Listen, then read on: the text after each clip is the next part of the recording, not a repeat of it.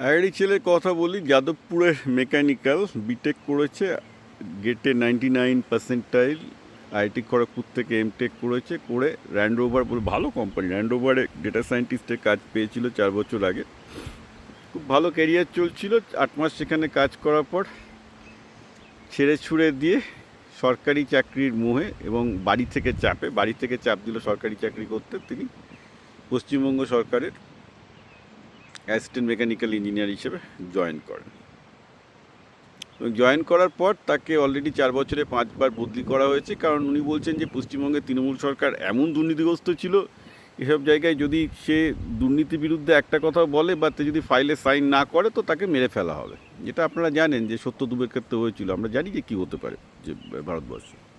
এবং ছেলেটা এখন পস্তাচ্ছে, সে এখন ডিপ্রেশনে চলে গেছে, বলছে যে স্যার আমাকে বাঁচান, এখন কি আমি আবার কি করতে পারি? আমি তাকে বলবো আর তুমি পিএইচডি করতে চলে যাও, করে আবার নিজের ক্যারিয়ার স্টার্ট করো, গভর্নমেন্টে থেকো না।